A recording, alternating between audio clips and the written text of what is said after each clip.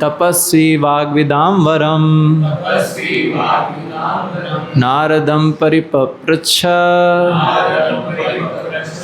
वाल्मीकिर्मुनिपुंगवम। तो वाल्मीकि जी ने विनम्रता से अपने गुरु नारद मुनि से, जो कि तपस्या और वैदिक शास्त्रों के अध्ययन में निरत थे, उन श्री नारद से प्रश्न पूछा बड़ी विनम्रता से। और नारद मुनि का और गुणगान करते हुए बता रहे हैं, जो कि वेद वाग्विदाम वरम है ना, सभी वेदों के जो नोअर्स हैं, जो वेदों में जो वेदवित हैं, जिन्हें वेद का ज्ञान है, उनमें सभी में नारद मुनि सर्वश्रेष्ठ हैं। सभी ऋषियों में, तपस्वियों में भी वरम हैं। ऐसे नारद मुनि से वाल्मीकि जी ने प्रश्न पूछा। तो यहाँ से रामायण, श्री रामायण प्रारंभ होती है। तो पहले हम मंगलाचरण करते हैं और उसके बाद फिर आगे कथा करें।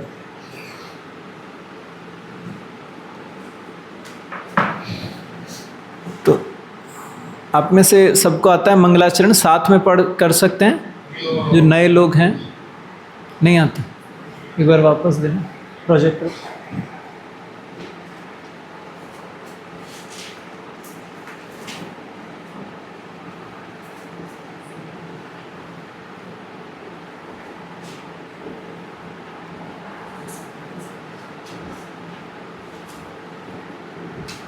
तो यहाँ से पढ़ के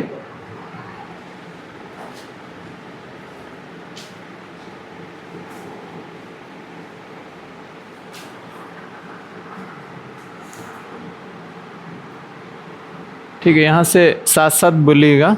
हरे कृष्ण। ओम अज्ञानतिमिरान्धस्य ज्ञानाञ्जनशलाकया चक्षुरुन्मिलितं येन तस्मै श्रीगुरवे नमः। श्रीचैतन्यमनोभीष्टं स्थापितं येन भूतले स्वयं रूपः कदा मह्यं ददाति स्वपदान्तिकं। वन्देऽहं श्रीगुरो श्रीयुतपदकमलं श्रीगुरुन् वैष्णवांश्च श्रीरूपं साग्रजातं सहगण रघुनाथान्वितं तं सजीवं साद्वैतं सावधूतं परिजनसहितं कृष्णचैतन्यदेवं श्रीराधा कृष्णपादान् सहगण ललिता श्रीविशाखान्वितांश्च। हे कृष्ण करुणा सिंधो दीनबंधो जगत्पते गोपेश गोपिका कांत राधा कांत नमोस्तुते। तप्त कांचन गौरांगी राधे वृंदावनेश्वरी वृषभानुसुते देवी प्रणमामि हरिप्रिये। वाञ्छाकल्पतरुभ्यश्च कृपा सिन्धुभ्य एव च पतितानां पावनेभ्यो वैष्णवेभ्यो नमो नमः। जय श्री कृष्ण चैतन्य प्रभु नित्यानंद श्री अद्वैत गदाधर श्रीवासादि गौर भक्तवृंद। हरे कृष्ण कृष्ण कृष्ण हरे हरे, हरे राम राम राम हरे हरे। नमः विष्णुपादाय कृष्णपृष्ठाय भूतले श्रीमते भक्तिवेदांत स्वामिन्निति नामिने। नमस्ते सारस्वते देवे गौरवाणी प्रचारिणे निर्विशेष शून्यवादी पाश्चात्य देशतारिणे।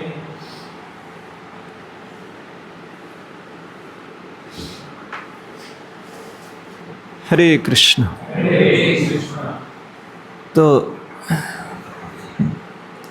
विजयदशमी है ना, रामायण के लिए श्री रामचरित्र है ना, और उसे सीता चरित्र भी कहा जाता है।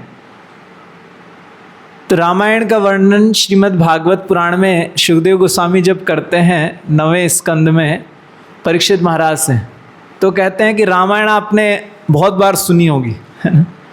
तो रामायण इतना लोक प्रचलित है, तो वो कहते हैं मैं आपको सार में बताऊंगा। भगवान श्री कृष्ण की लीलाएं वो 90 अध्याय में बताते हैं, लेकिन श्री राम जी की लीला 2 अध्याय में ही संपूर्ण कर देते।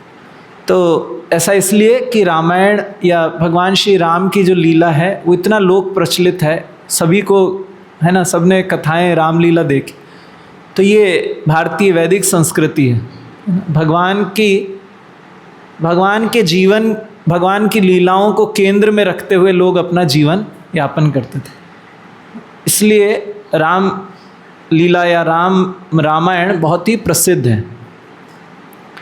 तो आज का विषय जो हमने विजयदशमी है ना, जिस दिन भगवान ने रावण का वध किया, रावण पर विजय प्राप्त की, तो वो लीला, तो उससे हमें क्या शिक्षा मिलती हैं, और उसी विषय को चर्चा करते हुए कि रावण क्या प्रतिनिधित्व करता है, what Ravan represents in our life, हमारे जीवन में। तो बताते हैं, आचार्य बताते हैं ऐसा कि पहले के समय क्या था कि देवता, भगवत गीता में ये वर्णन आता है, देव असुर संपद योग, है ना। कौन सा अध्याय है? Divine and demonic nature. कौन सा अध्याय है? नंबर है 19।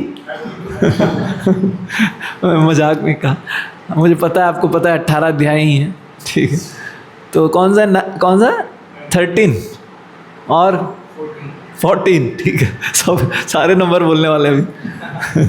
16th है, ठीक, 16वां अध्याय है ना, देवी असुर संपद योग।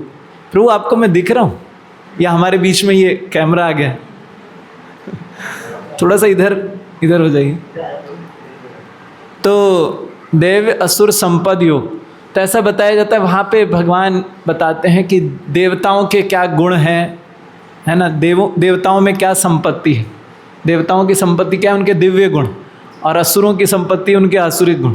तो पहले बताया जाता था कि देव और असुर जो थे सतयुग में, देवता अपने लोक में रहते थे, है ना, ऊपर के लोकों में, और असुर नीचे पाताल लोकों में रहते थे। फिर आगे त्रेता युग में क्या हुआ? एक ही प्लेनेट पे रहने लगे, है ना, रावण भी है लंका में और श्री राम है अयोध्या में। असुर और देव जो दोनों हैं वो एक ही लोक में आ गए। फिर द्वापर युग और डिग्रेड हो गया, तो क्या हुआ? देवता और असुर एक ही परिवार में हो गए ना, एक ही फैमिली में, है ना। दुर्योधन भी है और उधर अर्जुन युधिष्ठिर भी हैं, एक ही परिवार। और कलयुग में और डिग्रेड हो गया। कलयुग में देवता और असुर क्या है?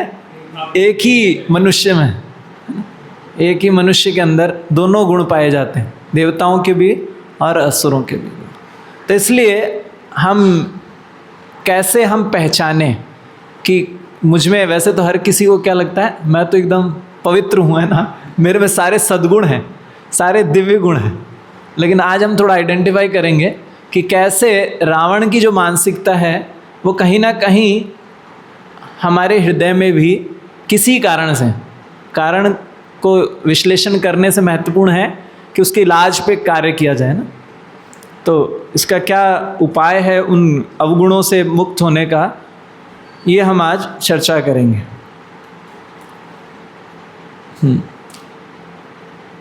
तो बताते हैं, श्लोक मुझे थोड़ा विस्मृति हो रही है। तो कहते हैं चिंता और चिता, है ना, दोनों में कितना अंतर है? क्या अंतर है? एक बिंदु का अंतर, है ना। आपको लगेगा एक बिंदु का अंतर है, शब्द में एक बिंदु, लेकिन दोनों में बहुत वास्ट डिफरेंस है। क्या डिफरेंस है? चिता बताते हैं, चिता मृत्यु पर्यंत व्यक्ति को जलाती, लेकिन चिंता क्या है? हर क्षण जला रही, हर क्षण व्यक्ति उस चिंता की अग्नि में जल रहा है। और साथ ही साथ चिता क्या है? हैं? हाँ, चिता एंड है, और चिंता हमारे साथ हमेशा बनी रहती है। तो इस तरह से दोनों में भले ही ऐसे ही दो शब्द और भी हैं, खाली जैसे कल्चर और वल्चर, है ना, खाली क्या डिफरेंस लगता है? सी और वी का, अल्फ़ाबेटिकली सी और वी। लेकिन इनमें भी बहुत मेंटलिटी में और संस्कृति में बहुत वास्ट डिफरेंस। कल्चर जो है, संस्कृति, वो है जहाँ पे नियम है, जहाँ पे सद्गुण है, वो कल्चर है। जनरली लोग कल्चर क्या समझते हैं? संस्कृति क्या होती है जी? यहाँ का संस्कृति कैसे पहचानेंगे? यहाँ लोग कैसे डांस करते हैं, है ना, यहाँ लोग क्या खाते हैं, इसको लोग संस्कृति कहते हैं, सांस्कृतिक कार्यक्रम है, मतलब क्या होगा, डांसिंग प्रोग्राम होगा।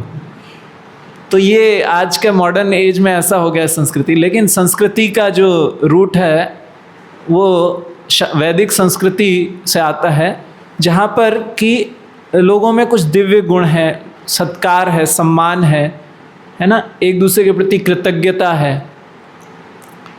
और विशेष रूप से संस्कृति का केंद्र भी भगवान को माना जाता है ना। वैदिक संस्कृति का केंद्र क्या है, भगवान को केंद्र में रख करके हर चीज़, हर कार्य किया संपन्न किया जाता है। वहीं जो वल्चर है वो क्या है, उसका ध्यान कहाँ होता है, वल्चर जो होते हैं, जो मांस भक्षी, उसका ध्यान कहाँ होता है, हमेशा मृत पशु पर, है ना, जो मांस है, सड़ा गला मांस, उस पे उसका ध्यान होता है। हरे कृष्ण, माइक से हो रहा है क्या? तो इस तरह से वल्चर और कल्चर में बहुत डिफरेंस है, एक अक्षर का ही नहीं, बहुत मानसिकता का भी बहुत बड़ा डिफरेंस है। तो ये संस्कृति जो है, अयोध्या की संस्कृति वो कैसी है और लंका की संस्कृति कैसी। अयोध्या में हर व्यक्ति सेल्फलेस है ना, निस्वार्थ भाव से भगवान की सेवा करना चाहता है। साथ ही साथ केंद्र भगवान है, भगवान की प्रसन्नता के लिए लोग त्याग करने को, सैक्रिफाइस करने की संस्कृति है वहाँ पे, है ना।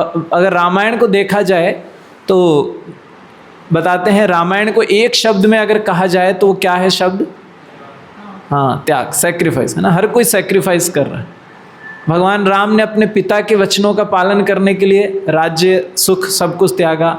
माता सीता अपने पति की सेवा के लिए, पति धर्म आचरणी पतिव्रता, है ना, धर्म का पालन करने के लिए सब कुछ त्याग देती हैं।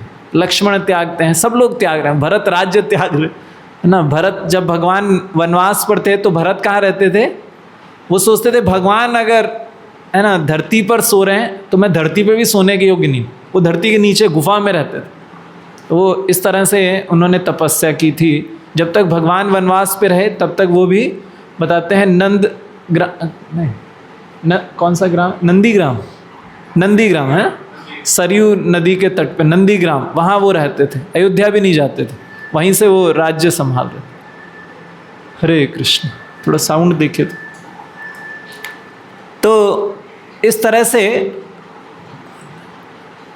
अयोध्या की संस्कृति है त्याग की, मोरालिटी की, नीति की, है ना, और सम्मान की, भगवान की प्रसन्नता की संस्कृति है। वहीं लंका की क्या संस्कृति है, औरों का शोषण करना, है ना, अपने स्वार्थ के लिए कुछ भी अधर्म करने को तैयार रहना, कोई भी गलत कार्य करने को, है ना, उद्यत रहना। ये संस्कृति कहाँ की है, ये लंका की। तो इसको वल्चर कहा जाता है। जैसे वल्चर जो होता है, आपने वो सुना भी होगा कि क्या करते हैं वल्चर, गाय के ऊपर एक वल्चर है, एक प्रभुपाद बताते हैं कि गाय जा रही है तो वो वल्चर ऊपर से गालियाँ दे रहा है कि मर जाए मर जाए। क्यों मर जाए, क्योंकि उसे मांस खाने को मिले। तो ये वल्चर की मेंटेलिटी होती है, लेकिन उससे कुछ होना नहीं है। तो इस तरह से रावण भी उस लंका संस्कृति का लीडर है। तो वो क्या हमारे जीवन में भी हम पहचान सके कि कैसे ये रावण की मानसिकता हम अपने जीवन में भी कहीं ना कहीं उसे संजोए हुए हैं, और उसके लिए हमें क्या उपाय करना है, ये हम चर्चा करेंगे। तो पहला जो है, रावण की संस्कृति, वल्चर कल्चर में क्या होता है, उनको जो खुशी है उसकी मिसकंसेप्शन होता है ना। वो आनंद के लिए उनको क्या मिसकंसेप्शन होता है, आनंद कैसे प्राप्त होगा, वो सोचते हैं भौतिक चीज़ों से आनंद प्राप्त होगा, उनकी ये मानसिकता रहती है। और हमारे में भी ये कहीं ना कहीं है कि जो मटेरियल एसेट्स हैं, भौतिक उपलब्धियाँ या भौतिक पदार्थ, इनसे हमें आनंद प्राप्त होता है। और इसी के लिए रावण ने क्या क्या किया, रावण ने लंका, उनके स्वयं के भाई थे, है ना, कुबेर से उन्होंने लंका छीन ली, उनका पुष्पक विमान छीन लिया। कितनी अपनी कई पत्नियां हैं, सुंदर सुंदर पत्नियां हैं, फिर भी औरों की स्त्रियों को अपहरण किया, है ना, ऋषियों की, राजाओं की पुत्रियों को उन्होंने अपहरण किया। और औरों को दुख दे करके उनको खुशी होती है। तो ये खुशी के उनके पैमाने होते हैं। खुशी का मानदंड क्या है कि औरों को दुख देने से उनको खुशी मिलती है। तो ये रावण के आनंद प्राप्त करने की मेंटलिटी थी कि ऐसे आनंद प्राप्त होगा। और कहीं ना कहीं ये मानसिकता हम में भी रहती है कि भौतिकता या भौतिक सुख से मुझे आनंद प्राप्त होगा। तो इस मानसिकता से लोग बहुत कुछ अपने एसेट्स इकट्ठा करते हैं। और आजकल तो क्या हो गया है, देयर इज अ सेइंग, एक प्रसिद्ध सेइंग है कि बड़ों की, जो बड़े लोग हैं और बच्चों के, है ना, दोनों के जो टॉयज़ होते हैं, खिलौने होते हैं, उसमें सिर्फ मूल्य का अंतर होता है ना। उनके पास सस्ते खिलौने होते हैं और बड़े जो लोग होते हैं उनके पास थोड़े महंगे खिलौने होते हैं। वो सोचते हैं हमें इन खिलौनों से, इस कार से, इस बंगले से, जैसे बच्चों के पास छोटे छोटे खिलौने होते हैं, बंगला, कार, ऐसे वो भी यही सोचते हैं कि इससे हमें खुशी मिलेगी, खाली प्राइस का डिफरेंस, बाकी दोनों की मेंटलिटी सेम है। तो इसलिए लोग उनको बटोरने में लगे रहते हैं, ज़्यादा से ज़्यादा चीज़ें हों, भौतिक चीज़ें हों, है ना। लेकिन रामायण या अयोध्या की क्या संस्कृति है कि जैसे कहते हैं द प्रॉब्लम अराइजेस, दिक्कत कब शुरू होती है ना, ठीक है, ऐसा है। Things are meant to be loved and things are meant to be used and people are meant to be loved. लोगों से प्रेम करना चाहिए, उसके लिए लोग हैं हमारे जीवन में, और वस्तुएं क्या हैं, उनका उपयोग किया जाता है उस प्रेम का आदान प्रदान करने की। लेकिन problem arises when we start loving the things and using people.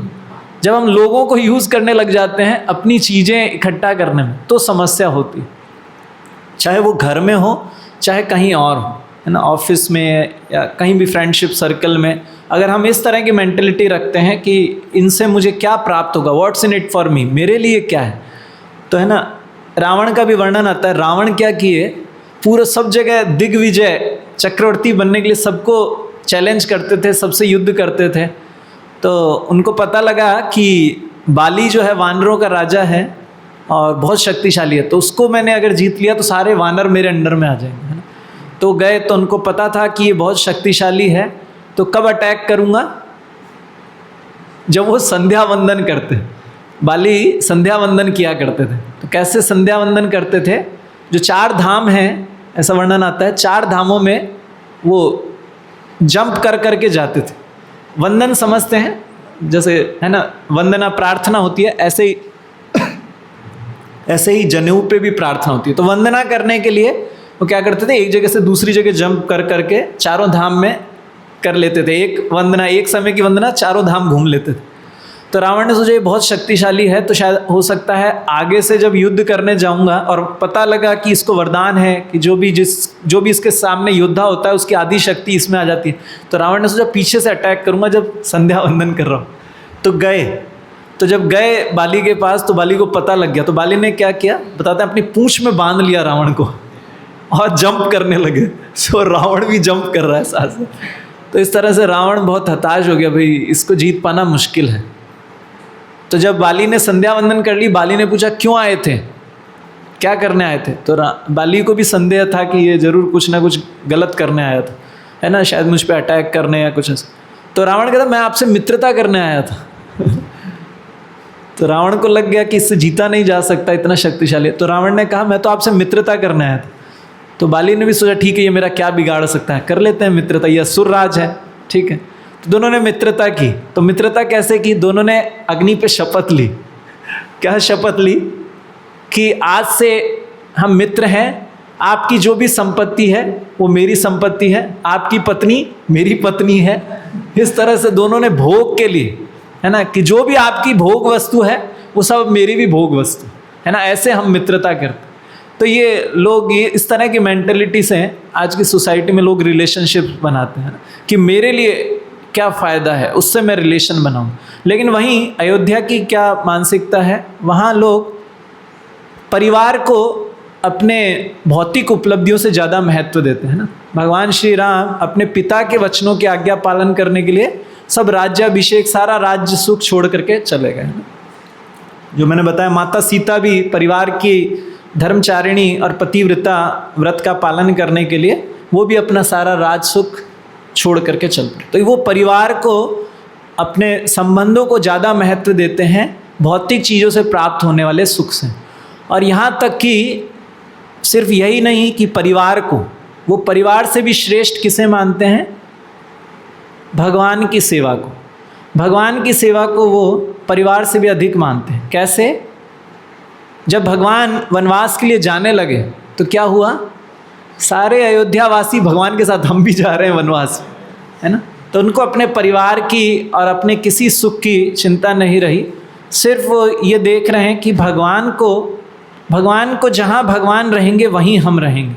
ये भाव उनका अयोध्या की संस्कृति है ना। तो लेकिन ये मतलब नहीं है कि अयोध्या का मतलब है कि आप सब भी अयोध्या की संस्कृति अपना लीजिए, सब छोड़ छाड़ के यहाँ आ जाइए। हम ये नहीं कह रहे हैं, लेकिन हमें ऐसा भी नहीं बनना है कि जी परिवार के पालन पोषण के लिए हम भगवान को निगलेक्ट कर दें। ये सिद्धांत है ना। परिवार भी तभी सही से, हम परिवार के कर्तव्यों का भी तभी सही से पालन कर सकेंगे जब भगवान परिवार का केंद्र है। जब भगवान को केंद्र में मानते हुए कि ये सब भगवान के अंश हैं, है ना, उस तरह से देखते हुए कि इन सबको भगवान की सेवा में जोड़ने से मैं भगवान को भी प्रसन्न कर सकूँगा, ये मानते हुए। ऐसा नहीं कि जी ये भगवान के अंश हैं, इनकी सेवा करना, है ना, मानव सेवा माधव सेवा, ये इनकम्प्लीट है। जब तक कि भगवान की सेवा नहीं हो रही तो वो मानव सेवा भी क्या होगी? स्वार्थ सेवा हो जाएगी। अपने स्वार्थ के लिए व्यक्ति फिर मानव सेवा भी करने लगता है। और अगर हम ये संस्कृति घर में नहीं देखेंगे, ये संस्कृति नहीं आती है घर में जहाँ भगवान केंद्र हैं, तो फिर रावण केंद्र बन जाते हैं। फिर रावण की मानसिकता सब में व्याप्त करती। सब लोग उसी तरह से सोचते हैं कि ये इनसे मैं बात नहीं करता। क्यों नहीं बात करता? क्यों नहीं बात करता इनसे? क्योंकि हाँ, मेरे काम के नहीं है। ज़्यादातर घरों में आजकल क्या होने लगा है, जो ओल्ड एज लोग हैं उनको क्या करता है, अरे किसी काम के नहीं, इनको भेज दो ओल्ड एज होम, ना। जो काम का नहीं है उसको डिस्कार्ड कर दो, है ना। यूज़ एंड थ्रो मेंटलिटी आ जाती। तो ये संस्कृति अपने आप आने वाली है। आप ऐसा नहीं है कि जी इसके लिए किसी को एंडेवर करने पड़ते, नहीं। ये कलयुग की देन है, कि कलयुग का गिफ्ट है कि ऑटोमेटिकली जो लोगों में सद्गुण है वो डिग्रेड होंगे ही होंगे। तो इसलिए हमें एंडेवर, हमें प्रयास करने पड़ेंगे, है ना। यतने पालन करें, यतन पूर्वक हमें प्रयास करना पड़ेगा कि हम उसे अपलिफ्ट करें। हमारी चेतना को, हमारे परिवार को, हमारे घर को हमें भगवान का केंद्र बनाना है ना। भगवान उस घर के केंद्र होंगे तभी ये संस्कृति बनी रह सकेगी। नहीं तो स्वाभाविक रूप से जो टीवी, इंटरनेट और आज जैसा भी बाहर संस्कृति है ना, और ये संस्कृति हमारे में कैसे आती है? ये संस्कृति आती है इन्हीं चीज़ों से। क्या हम देख रहे हैं, क्या हम सुन रहे हैं, कैसे हमारे फ्रेंड्स हैं, है ना, कैसा हमारा, किन लोगों के साथ हमारा समय अधिक बीतता है, वही हमारे विचार, वही हमारी संस्कृति बन जाती है। और आज के समय बाहर की संस्कृति जो कि पूर्णतया नास्तिक है, ऐसी संस्कृति अपने आप ही हमें भी प्रभावित करने लगती। तो इसलिए हमारी खुशी या आनंद की क्या परिभाषा है? हम क्या मानदंड, क्या पैमाना हम रखते हैं कि जी ये मेरे लिए बढ़कर है, ये खुशी बढ़कर है इस खुशी से, है ना। मेरी जो मुझे शरीर से आनंद प्राप्त होता है उससे बढ़कर के मेरे लिए खुशी क्या है? कि मैं भक्तों का संग करूं, है ना, भगवान की सेवा करूं। ये मेरे लिए ज़्यादा ज़रूरी है मेरे शरीर से। इसीलिए भक्त लोग क्या करते हैं? तपस्या करते हैं। तो भक्तों के लिए बहुत कठिन तपस्या भी नहीं है, बहुत सरल सी तपस्या। क्या तपस्या है? भगवान का ध्यान पूर्वक नाम लेना। हरे कृष्णा कृष्ण कृष्ण हरे हरे, हरे राम राम राम हरे। तो हमें देखना होगा कि क्या मेरे लिए सवेरे सोने में जो मुझे ज़्यादा खुशी मिलती है या सवेरे भगवान का नाम लेने में ज़्यादा अच्छा है मेरे लिए? कौन सी खुशी मेरे लिए ज़्यादा प्रायोरिटी पर है ना, किस चीज़ को मैं ज़्यादा प्राथमिकता देता हूँ? ये हमें अपने जीवन में, अब ये समय आ गया है जब हम निर्णय लें, है ना। अब इतनी परिपक्वता, इतनी मैच्योरिटी आनी चाहिए कि मैं मेरे जीवन में, मेरे लाइफ में क्या प्रायोरिटीज़ हैं, किन चीज़ों को मैं ज़्यादा प्राथमिकता देता हूँ, ये अब निर्णय लेना और उसका पालन करने का अब समय आ गया है। अन्यथा ज़बरदस्ती की कुछ जिम्मेदारियाँ थोप दी जाएंगी और फिर सोचेंगे जी बहुत ना लेट हो गया मैं डिसीज़न लेने में। तो अब मैच्योर हो जाइए कि मैं जीवन में कुछ चीज़ों को प्राथमिकता दूं, भगवान को प्राथमिकता दूं और भक्तों के संग को प्राथमिकता दूंगा, तो बाकी भी लाइफ मेरी बैलेंस रह सके, है ना। और औरों को भी मैं हेल्प कर सकूंगा कि वो भी इस उनके हृदय में जो रावण है उससे ना प्रभावित हों। उनके हृदय का रावण उनको बोलता नहीं खुशी किस में, सोते रहो, है ना, क्लब्स में जाओ, सारे गलत काम करो, ये सब उनको भी बचाना है। उनको भी बचाने के लिए पहले खुद को बचाना पड़ेगा। तो इसलिए भक्त को अपने जीवन में खुशी की क्या प्राथमिकता है ये देखना चाहिए। और दूसरा सिद्धांत जो हम रावण से सीख सकते हैं कि रावण के पास इतना सब कुछ था, है ना, इतनी आज्ञाकारिणी पत्नी है, मंदोदरी जो बताया जाता है, पंचकन्या कहते हैं, उनका नाम लेने से लोग पवित्र होते हैं, है ना, ऋषिगण पवित्र होते हैं उनका नाम लेने से। उनमें से पंचकन्याओं में से एक है मंदोदरी, है ना। इतनी पतिव्रता स्त्री, इतनी धर्मचारिणी स्त्री पत्नी है, इतनी सुंदर, बताया जाता है कि उनको स्वयं भगवान विष्णु ने बनाया है ना। वो इतनी भगवान के द्वारा बनाई गई और इतनी पतिव्रता स्त्री होते हुए भी रावण असंतुष्ट है, नहीं और चाहिए, है ना। लोग कहते हैं ना ये दिल मांगे मोर, है ना। तो ये किसकी मानसिकता, ये दिल मांगे मोर, ये रावण की मानसिकता, ठीक है। तो रावण भी कभी भी संतुष्ट नहीं हुए, है ना। एक सेशन हमने लिया था माइंड पे, माइंड योर माइंड, किसी को ध्यान है माइंड योर माइंड, किसने अटेंड किया है? आप लोगों ने तो किया, माइंड योर माइंड। तो माइंड का एक्रोनिम हमने बनाया था, किसी को याद है माइंड एक्रोनिम?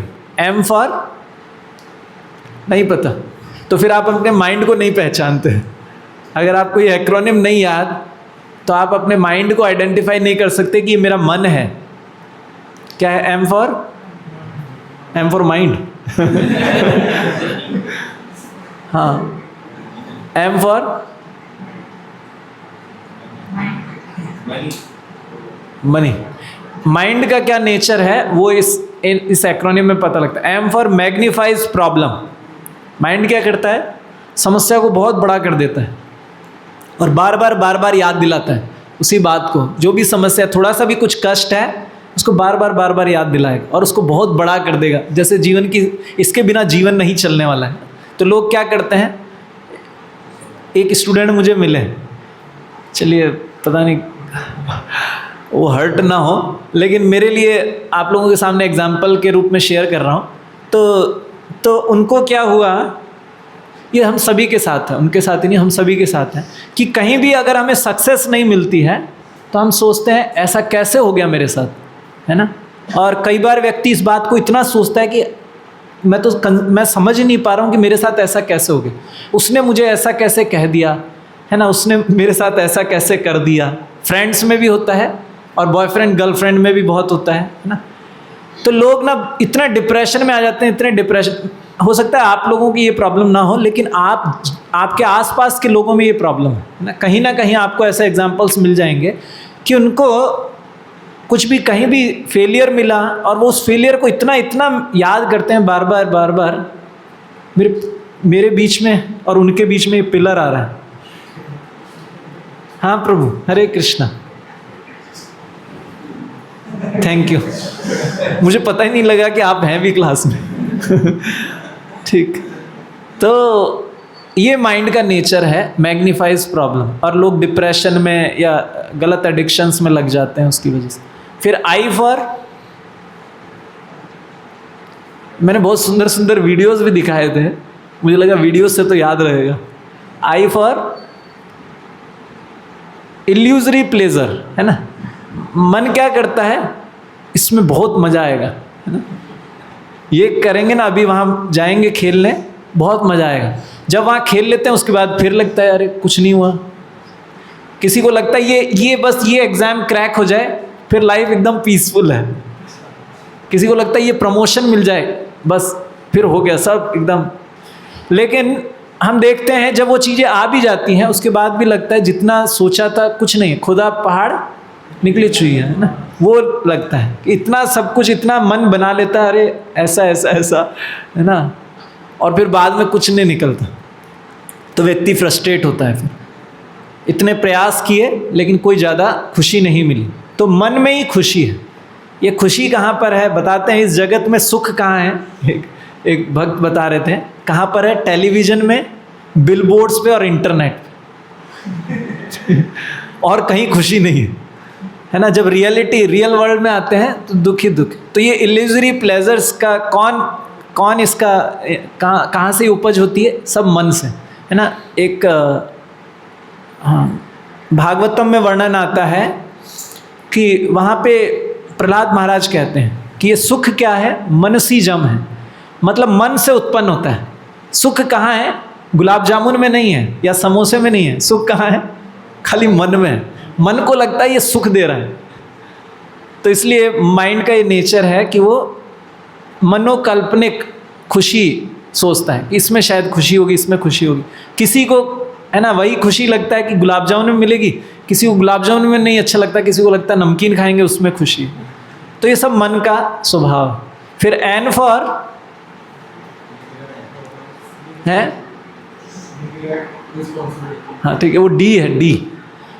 एन फॉर है नेवर सेटिस्फाइड।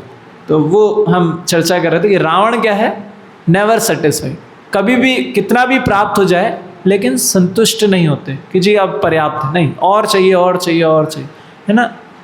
रावण के पास सारे भौतिक ऐश्वर्य है लेकिन फिर भी संतुष्ट नहीं है, नहीं मैं और राज्य चाहिए और मुझे है ना अपना राज्य बढ़ाना है।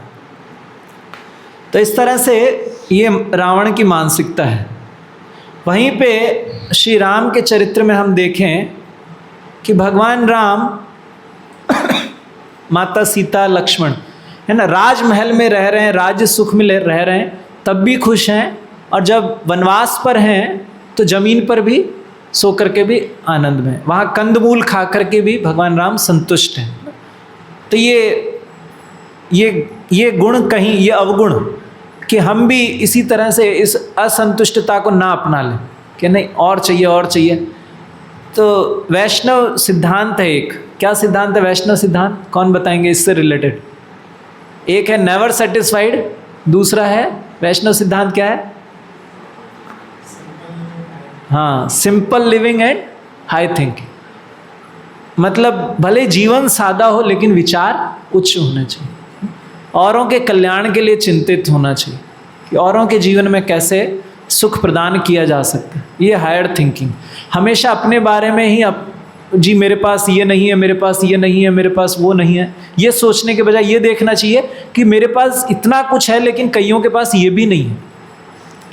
उस तरह से भक्त का स्वभाव होता है। भक्त इस तरह से देखता है कि जो कुछ मुझे मिला है उसके लिए भगवान के प्रति कृतज्ञ रहता है और औरों को मदद करने का प्रयास करता है।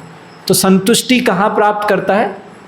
भगवान की सेवा में, भक्तों की सेवा में और लोगों की सेवा में वो संतुष्टि ढूंढता है। जहाँ रावण बताते हैं, रावण की इतनी है ना सब रानियाँ हैं, इतने उसने किडनैप किए सब सुंदर स्त्रियों को, फिर भी संतुष्ट नहीं है। फिर भी जैसे ही सुना कि शूर्पणखा आकर के झूठा गुणगान करती हैं और रावण की काम वासना को बढ़ाती हैं, तो रावण कामांध हो जाते हैं, अंधे हो जाते हैं और माता सीता का अपहरण करने चले जाते हैं। वहीं भगवान श्री राम के लिए बताया जाता है, जब भगवान राम विश्वामित्र मुनि उनको ले गए थे माता सीता के स्वयंवर में, है ना, तो भगवान राम तो वनवास में ऐसे ही आए थे, लक्ष्मण और राम, तो कुछ ऐसे राजमहल और कुछ गिफ्ट वगैरह तो लाए नहीं थे। तो भगवान ने जब धनुष भी तोड़ दिया, स्वयंवर हो गया, तो माता सीता ने भगवान राम को वरमाला पहना दी।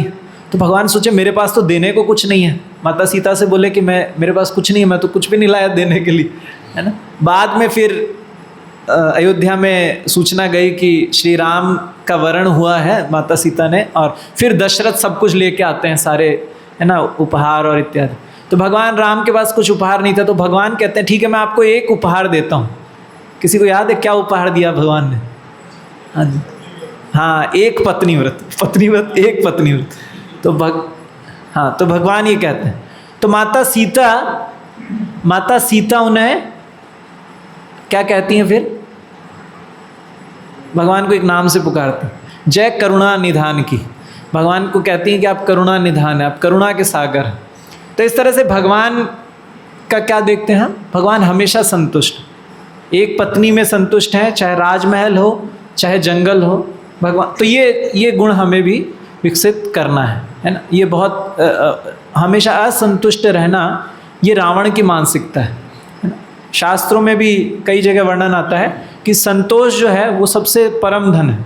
जो संतुष्ट है वही भक्ति में लग सकता है। जो संतुष्ट होगा, उसका मन विचलित नहीं होगा, तभी वो भक्ति में स्थिरता को प्राप्त कर सके। भगवान की सेवा में अगर किसी को स्थिरता प्राप्त करनी है, निष्ठा प्राप्त करनी है, तो उसके लिए संतुष्टि होना अनिवार्य है। बिना संतुष्टि के व्यक्ति, इसलिए हमें भी अपने जीवन को ये देखना चाहिए कि मेरा जीवन किस तरह से, मैं जीवन में आगे बढ़ रहा हूँ, कहीं और असंतुष्टि तो नहीं बढ़ रही है, या भगवान से दूर तो नहीं जा रहा हूँ ना। एक बार एक भक्त ऐसे ही बहुत अच्छे से मंदिर से जुड़े हुए थे, सब कुछ हुआ, बाद में बोलते हैं कि प्रभु जी मैं MBA करने के लिए ना फॉरेन जाऊंगा। ठीक है, और वहाँ पे फिर मैं अच्छे से अच्छी सैलरी होगी, भक्तों के संग में अच्छे से मंदिर में डोनेशन दे पाऊँगा और बहुत अच्छा हो जाएगा मेरे लिए, है ना। तो वहाँ गए, वहाँ जाने के बाद MBA किया, अच्छी जॉब लग गई, तो फिर अब टाइम ही नहीं है भक्तों का संग करने के लिए, मंदिर में आने के लिए टाइम नहीं बचा। तो कहाँ तो डोनेशन देंगे, कहाँ सेवा करें। तो इसलिए हमें देखना चाहिए कि कहीं मैं इस भौतिक उपलब्धियों के चक्कर में अपनी भक्ति को तो सैक्रिफाइस नहीं कर रहा हूँ। तो इसलिए भक्त संतुष्ट रहता है कि ठीक है, मैं अपनी भक्ति की रक्षा के लिए इतने जीवन में, इतनी जीविका में, आजीविका में, इतनी सैलरी में संतुष्ट रहूँगा, है ना। और साथ ही अपने परिवार में भी ये गुण विकसित करूँगा कि सभी लोग इस संतोष को अपनाएं, नहीं तो कोई एंड नहीं है ना। मैं कई बार शेयर किया हूँ, जब हमें पहली जॉब लगी तो पहली सैलरी आने वाली थी, फर्स्ट सैलरी।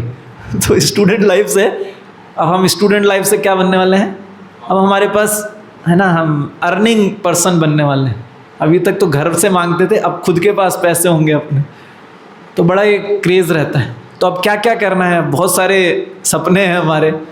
ठीक है, बाइक भी लेनी है, मोबाइल भी लेना है, लैपटॉप भी लेना है, घर वालों के लिए भी ये भी लेना है, वो भी लेना है। ऐसे करते करते देखा ये तो अनएंडिंग लिस्ट है, इस लिस्ट का तो कोई एंड ही नहीं है ना। ये तो हमेशा बढ़ने वाली लिस्ट है, ये बढ़ती रहेगी क्योंकि परिवार बढ़ता है ना। भागवतम वर्णन करता है, अतः गृह क्षेत्र सुताप्त वित्तेर जनस्य मोहोयम अहम ममेति। व्यक्ति क्या है, सबसे पहले क्या करता है, हाँ, शुरुआत श्लोक ऐसे होती है, तयोर नहीं क्या है, पुंसा स्त्रिय मिथुनी भाव में तत् तयोर मिथो हृदय ग्रंथिमा। कहते हैं सबसे पहले पुरुष में स्त्री में आकर्षण होता है, उस आकर्षण की वजह से क्या होता है, वो परिवार बढ़ाता है। परिवार में क्या, सबसे पहले घर लेता है, फिर घर से क्या है, फिर उसे क्षेत्र चाहिए, मतलब उसे कुछ काम करने के लिए बिजनेस करना पड़ेगा, जॉब करनी पड़ेगी। फिर उसके बाद संतान उत्पन्न होती है, परिवार बढ़ने लगता है, अब संतान के लिए और खर्चे बढ़ रहे हैं, तो वित्त चाहिए और पैसा चाहिए। तो इस तरह से उसका जो उसका मेरापन है कि ये भी मेरा है, ये भी मेरा है, ऐसे उसका क्या होता है, भौतिक जीवन बढ़ता जाता है।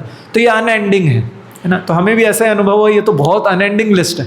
तो फिर हमने घर पे बात करके और मंदिर में आ गए कि ये तो एंड नहीं होने वाला है, तो इसको बढ़ाने के लिए भगवान की कृपा से परिवार में सब कुछ है, तो इसलिए मैंने सोचा मेरे को नहीं बढ़ाना है। तो मैं मंदिर में आ गया और संतुष्ट होकर के औरों के जीवन में कैसे इस संतुष्टता को लाया जाए, उसके लिए हम प्रयास कर रहे हैं। तो ये संतुष्टि को अपनाना अनिवार्य है, अन्यथा सुख नहीं मिलता है। हमेशा अगर असंतुष्ट, मन क्या है, मन का स्वभाव है असंतुष्ट रहना, तो हमें मन को शिक्षित करना पड़ता है कि नहीं, जो मेरे पास है उसी में संतुष्ट रहते हुए मैं भगवान की सेवा में और अच्छे से लग के और अच्छे सद्गुण विकसित करके और अपने जीवन को सार्थक करूँगा, है ना। मेरे जीवन का जो उद्देश्य है, मनुष्य जीवन का उद्देश्य, उसकी प्राप्ति के लिए प्रयास करूँगा, न कि भौतिक उपलब्धियों के लिए प्रयास करूँगा। क्योंकि रावण जैसे असंतुष्ट रहा, ऐसे ही हम भी असंतुष्ट रहें। क्योंकि रावण कहाँ है, हाँ अभी शरीर में है, ठीक है, बाहर अलग से नहीं है, अभी वो हमारे साथ ही है। देव असुर संपद है ना, असुर संपदा जो है, असुर गुण, आसुरी गुण, वो अभी हम में भी है। फिर एक और जो शिक्षा हम ले सकते हैं रावण से शिक्षा, ये भी ठीक। तो रावण के चरित्र से, रावण की संस्कृति से क्या शिक्षा मिलती है कि रावण को इतनी सारे लोगों ने अच्छी सलाह दी, लेकिन क्या है, रावण ने क्या किया, अपने कान बंद कर रखे थे। हनुमान जी ने बोला कि मैं रामदूत हूँ, और उन्होंने समझाया कि आप राम की शरण ले लो, अन्यथा आपका समूल नष्ट हो जाएगा, सब राज्य परिवार सब कुछ नष्ट हो जाएगा, आप माता सीता को वापस उनको दे दो, है ना। हनुमान जी ने समझाया, उसके बाद अंगद ने समझाया, मंदोदरी समझाती थी हमेशा, वो जानती थी कि श्री राम ही परम भगवान है, तो वो समझाती थी कि आप परम भगवान की शक्ति, उनकी भार्या को कैसे भोग सकते हो। विभीषण ने समझाया, तो विभीषण को तो कहे कि ये क्या है, कुल कलंक है ऐसा कह के, और उनकी बात भी नहीं मानी। फिर कुंभकर्ण भी बोले, कुंभकर्ण भी उनको बोलते हैं कि आप एक स्त्री से कामुक होकर के पूरे वंश का विनाश करने वाले, तो वो भी समझाते हैं। लेकिन कुंभकर्ण भी क्या है, ये कर्ण जो होते हैं ना, कोई यहाँ कर्ण नाम से तो नहीं है ना, है क्या कोई कर्ण, लोग रख देते हैं कर्ण। तो ये जो कर्ण होते हैं, इनको ज्ञान होता है, लेकिन इनके एक्शन क्या होते हैं मतलब ये 3 कर्ण हैं, कौन कौन है, किसी को पता है? एक कुंभकर्ण, और हाँ महाभारत वाले अर्जुन और कर्ण, है ना। कर्ण को भी पता था, बाद में बताया भी, भगवान ने भी जाके बताया, देखो ये तुम्हारे भाई हैं, सब कुछ है, लेकिन नहीं, वो भी अधार्मिक दुर्योधन की तरफ ही लड़ूंगा, है ना।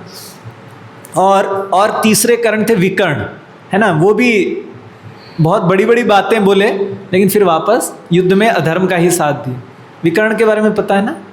नहीं पता है। 100 जो दुर्योधन और ये जो कौरव थे, 100 भाई, उनमें से एक थे विकर्ण, तो वो भी ज्ञानवान थे, धर्म अधर्म का ज्ञान था उनको, लेकिन फिर भी अधर्म के पक्ष में ही लड़े। तो इस तरह से सबने रावण को समझाया, लेकिन क्या हुआ, अंत में रावण फिर भी अपनी ही जिद पर अड़े रहे, अपने ही अहंकार को उन्होंने सर्वोपरि माना। और वहीं अयोध्या की क्या संस्कृति है कि भगवान राम जब विभीषण आके शरण लेते हैं, तो भगवान राम क्या करते हैं, भगवान राम पूर्ण पुरुषोत्तम भगवान है, पूर्ण ज्ञानवान है, लेकिन क्या कर रहे हैं, सबके लीडर हैं, सबके नेतृत्व करने वाले, लेकिन क्या करते हैं, अपने से जो सबॉर्डिनेट हैं, उनके जो नीचे हैं, अनुगत हैं, उनसे पूछते हैं कि आपका क्या विचार है ना। सुग्रीव से पूछते हैं, हनुमान जी से पूछते हैं कि क्या हमें इन्हें अपने समूह में लेना चाहिए विभीषण। तो भगवान राम के चरित्र से हम देखते हैं कि वो हर किसी को वरिष्ठ मानते हुए उसके शब्दों को मूल्य देते थे, उसे मानते थे, है ना। भगवान राम का ये संस्कृति है कि जो कोई अच्छी सलाह के लिए वो सलाह औरों से भी पूछते थे। रावण अपनी जिद पे अड़ा हुआ था, लेकिन वहीं भगवान राम गाइडेंस के लिए और एडवाइस के लिए, सलाह के लिए औरों से भी मंत्रणा किया करते थे। तो ये संस्कृति है कि जब भी हमें भी जीवन में कुछ निर्णय लेने हो, तो रावण की तरह निर्णय नहीं लेना चाहिए कि एक जिद पे अड़ गए, नहीं, हमें क्या करना चाहिए, अपने से वरिष्ठ भक्तों की बात भी सुननी चाहिए, चाहे वो परिवार में हो, चाहे भक्तों के समाज में वरिष्ठ हो, तो जरूर मंत्रणा करनी चाहिए।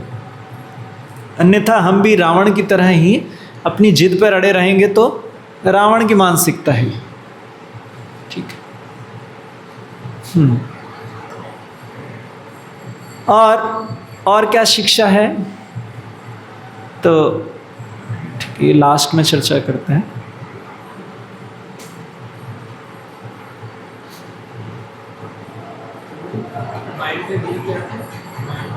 डी, हाँ एन तक हुआ था ना, हाँ एन क्या था, चलिए एम फॉर, हाँ magnifies problem, I for illusory pleasure, N for, हाँ, और डी है, आप में से किसी ने बोला था, मैंने कहा था डी है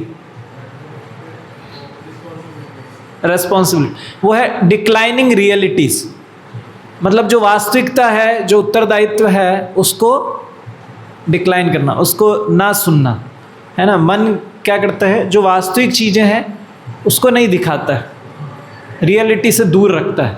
मन हमेशा हमें क्या करेगा, अरे एग्ज़ाम है, अभी तो कर लेंगे, अभी तो बहुत दिन है हमेशा पढ़ाई का और फिर क्या करता है, फिर हमारा टाइम टेबल बनता है, हाँ 1 महीने में कितने चैप्टर्स करने, 10 चैप्टर करने, ठीक है।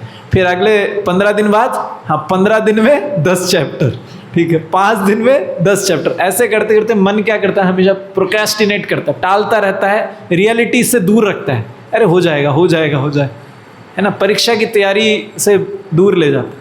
तो हमारे लिए भी ऐसे ही मन क्या करता है, वास्तविक रियलिटी है कि हमें ये बॉडी छोड़ करके आगे जाना है, तो उसकी प्रिपरेशन अभी से करनी है। लोग क्या करते हैं, नहीं ये सब बुढ़ापे के काम है, अभी कहाँ जाने लग गए तुम लोग मंदिर, है ना, सुना होगा ना आपने। लोग कहते हैं ये सब तो अरे बूढ़े लोग करते हैं, मंदिर जाना, सेवा करना, ये क्या इस्कॉन ने क्या कल्चर शुरू कर दिया, है ना, नवयुवकों को प्रीचिंग कर। लेकिन वास्तविकता क्या है कि death is our final examination and life is preparation, life is preparation for that exam. उस परीक्षा के लिए अभी से तैयारी करनी पड़ेगी। तो हाँ,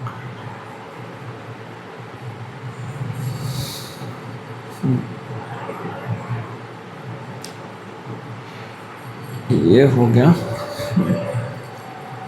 और रावण एक और चीज का द्योतक है, वो है मिथ्या अहंकार, है ना।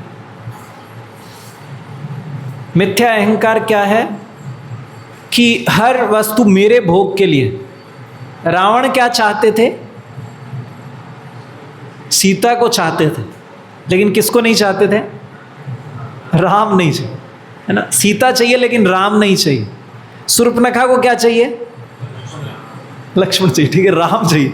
मतलब अपने भोग के लिए उनको राम या लक्ष्मण चाहिए, लेकिन सीता नहीं चाहिए, सीता नहीं होनी चाहिए, सिर्फ राम होने चाहिए, मैं उनको भोगूंगी, है ना। तो ये लंका की संस्कृति है, मिथ्या अहंकार कि मैं भोगता हूँ, सारी चीज़ें सारी वस्तुएं मेरे भोग के लिए, है ना। ये मानसिकता रावण की मानसिकता है, और ये विकृति है, ये संस्कृति नहीं है, ये क्या है, विकृति है। ये जीव का स्वभाव नहीं है। जब जीव बनाया गया है भगवान की सेवा के लिए, भगवान ने हम सब की सृष्टि की है, लेकिन जब जीव अपने आप को भोक्ता मानता है, भगवत गीता में भी वर्णन आता है, इच्छा द्वेष समुत्थेन द्वंद्व मोहेन भारत। तो जब हम इस इच्छा और द्वेष से, भगवान से द्वेष करना और स्वयं के भोग की इच्छाएं रखना, ये क्या है, ये विकृति है। और इसी की वजह से हम यहाँ पर इस भौतिक जगत में हैं, ठीक। और इसका मूल कारण क्या है, अपने आप को भोक्ता मानना, ये मिथ्या अहंकार होना कि मैं भोक्ता हूँ। और इस हरे कृष्ण अभी ठीक। तो इस मिथ्या अहंकार की वजह से क्या होता है, इस मिथ्या अहंकार की वजह से ही अन्य सारे और अनर्थ भी आते हैं। जब तक हम ये सोचते हैं कि मैं ये शरीर हूँ और इस शरीर से मुझे सुख भोगना है, हर वस्तु मेरे भोग के लिए है, तो फिर अलग अलग और सर भी प्रकट होते हैं। रावण का एक नाम क्या है, दशानन, है ना। और सिर्फ 10 ही सर नहीं थे, भगवान राम जब उसका एक सर काटते थे तो क्या होता था, वापस से वो सर आ जाता था, वापस वो सर प्रकट हो जाता। तो ऐसे ही इस मिथ्या अहंकार के भी कई सारे सर हैं। क्या सर हैं, कौन कौन से सिर हैं इसके, हाँ कौन बोले, आप बोले, काम और क्रोध। जब ये मिथ्या अहंकार होगा कि मुझे हर चीज़ मेरे भोग के लिए है, तो हृदय में क्या आएगी, काम वासना उत्पन्न होती है। तब हर स्त्री को व्यक्ति क्या देखता है, अपने भोग के लिए देखता है। जबकि शास्त्र कहते हैं, क्या कहते हैं, मात्रवत परदारेषु परद्रव्येषु लोष्ट्रवत। शास्त्र फिर आगे कहते हैं, आत्मवत सर्वभूतेषु यह पश्यति स पंडित। जो विद्वान पुरुष है वो कैसे देखता है, जो ज्ञानवान है वो कैसे देखता है, हर पराई वस्तु को वो देखता है जैसे कंकर है ना, कंकर की भांति देखता है कि मेरे कोई काम की नहीं, अपनी वस्तुओं में संतुष्ट रहता है। ऐसे ही पर दारेशु, है ना, किसी अन्य स्त्री को कैसे देखता है, भगवान की मातृवत, माता जी। हम लोग क्या कहते हैं, माता जी इसको माता जी कहते हैं, माता जी इसको माता जी कहना है, ठीक है, ताकि हम में ये चेतना आ सके। ये कल्चर क्या है, माता जी कहने का क्या कल्चर है कि वो माता के समान है ना। तो जैसा आदर हम माता को देते हैं उस तरह से हमें व्यवहार करना है। मातृवत परदारेषु परद्रव्येषु लोष्ट्रवत आत्मवत सर्वभूतेषु। और सभी अन्य जीवों को कैसे देखना चाहिए कि जो मुझे चाहिए, जो दुख मुझे होता है वैसे इनको भी दुख होता है, अपने समान समझना चाहिए, है ना। उनको, उनका दुख मेरा दुख, ऐसा भाव रहना चाहिए। तो ये जो देखता है वो पंडित है। लेकिन मिथ्या अहंकार की वजह से व्यक्ति क्या करता है, हर वस्तु को अपने भोग के लिए देखता है, और जब वो भोग वस्तु प्राप्त नहीं होती तो एक और सर प्रकट होता है, क्रोध का, है ना। जब वो वस्तु, जब इंद्रिय तृप्ति में बाधा आ जाती है, कोई मुझे, मेरे इंद्रिय सुख में बाधा बन गया है, तो उसके प्रति क्रोध करता है, ठीक है। फिर भगवत गीता में बताते हैं, अगर क्रोध पूरा नहीं होता तो फिर क्या होता है, हैं? लोभ, ठीक है। चलो आपको अलग सीक्वेंस है। तो लोभ, लोभ क्या है, कौन समझाएंगे? लोभी पुरुष क्या है, होता है, कौन होता है लोभी मनुष्य? एक जना हैंड रेज करके बोलो, हाँ पीछे। संतुष्ट नहीं है, जिसको चीज मिल गई फिर भी संतुष्ट नहीं है, और है भौतिकतावादी व्यक्ति में ये गुण है लोभ का। लेकिन लोभ के हमारे जीवन में हम कैसे पहचानेंगे कि ये लोभ है या नहीं है? पैसा भी चाहिए, चीजें भी चाहिए, लेकिन कैसे पहचाने कि जी ये लोभ है, ये लोभ नहीं है?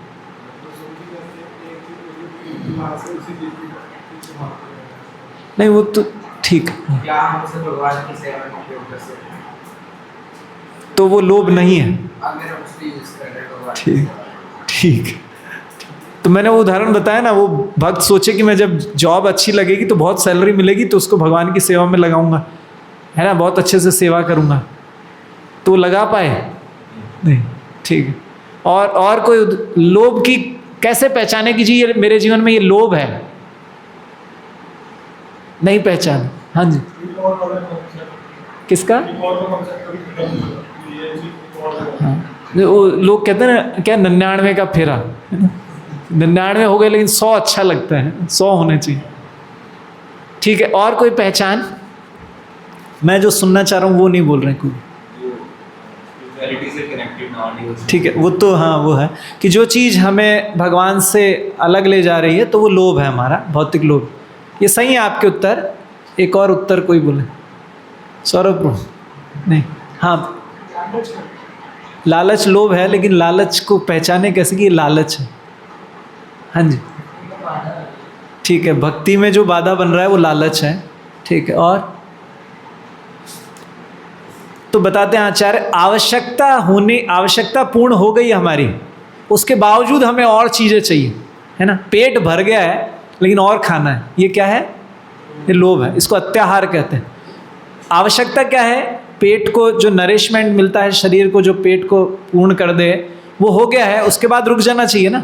लेकिन लोभ क्या करता है? नहीं, और खाओ, और इकट्ठा करो, ये लोभ है। हमारी आवश्यकता से अधिक अगर हम कभी भी जा रहे हैं तो वो लोभ है, ठीक है। बोलोगे प्रभु जी ये तो बहुत हाई स्टैंडर्ड है तो हमें लग सकता है कि आज ये बहुत हाई स्टैंडर्ड है हमारे लिए, आज बहुत बड़ा गैप दिख रहा है हमें, लेकिन अगर हम छोटे छोटे स्टेप ले लेंगे तो ये गैप पूरा हो जाता है ना, कि हम भी उस सिंपल लिविंग को अपना सकें जिसमें कि संतुष्टि है, लोभ का कोई एंड नहीं, ठीक है। तो ये सारे रावण के ये जो मिथ्या अहंकार है, इससे अलग अलग और सर प्रकट होते हैं, काम, क्रोध, लोभ और मोह। मोह क्या होता है?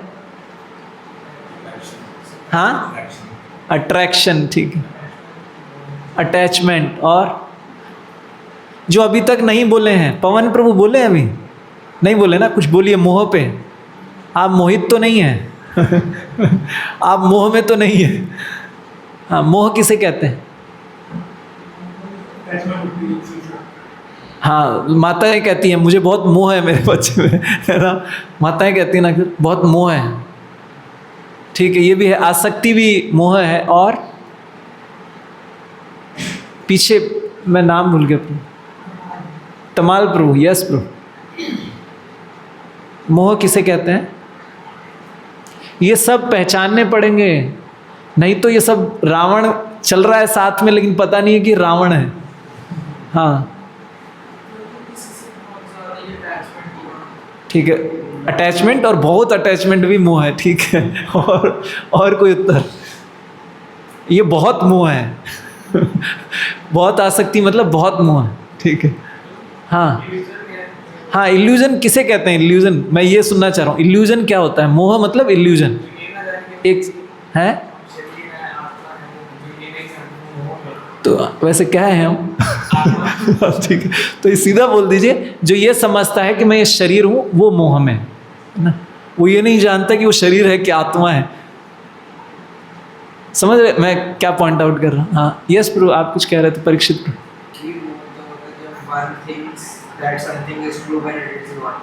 हाँ हाँ, मोह किसे कहा जाता है? हम मान रहे हैं कि ये सत्य है लेकिन वो असत्य है।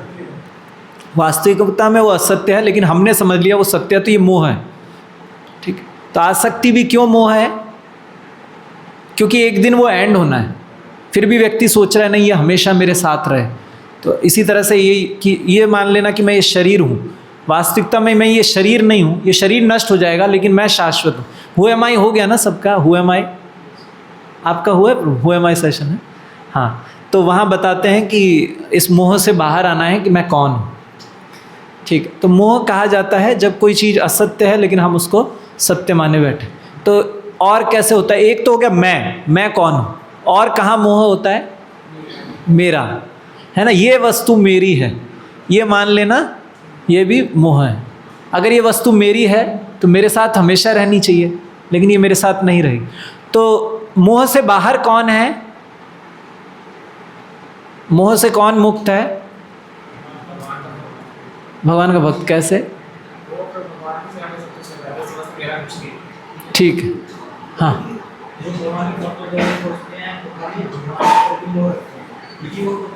भगवान के प्रति मोह रखते हैं। ये स्पिरिचुअल, ये आध्यात्मिक मोह है ना, ऐसा कहना चाहिए। ठीक, मोह को भी स्पिरिचुअलाइज कर दिया। अरे वो पहली बार सुना। स्पिरिचुअल मोह। हाँ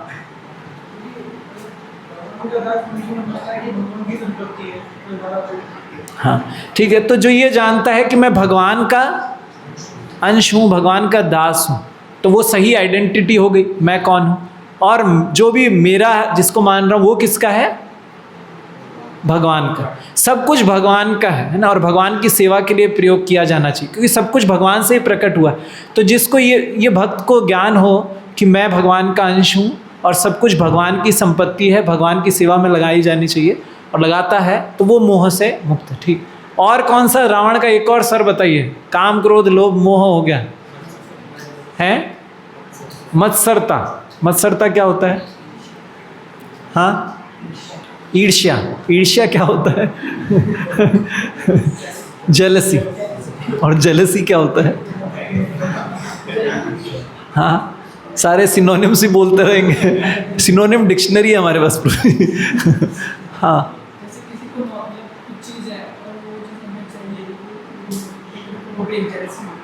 हाँ, कि किसी और के पास वो वस्तु है, उसके पास क्यों है, मेरे पास होनी चाहिए, तो इसको ईर्ष्या कहते हैं। ठीक है, और सब पहचानना है, ये सब ये बाहर लोगों को ये सब जेलसी नहीं लगती। वो क्या कहते हैं?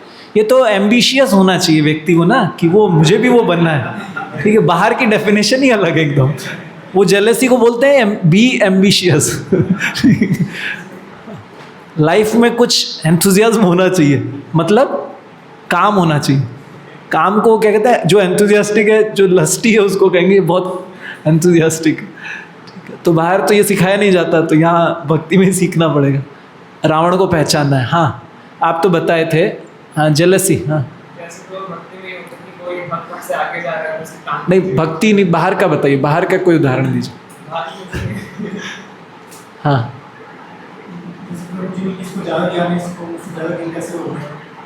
ठीक है, कोई किसी के पास वो वस्तु है, उसके पास क्यों है, मेरे पास होनी चाहिए। फ्रेंड मानना भी जेलसी।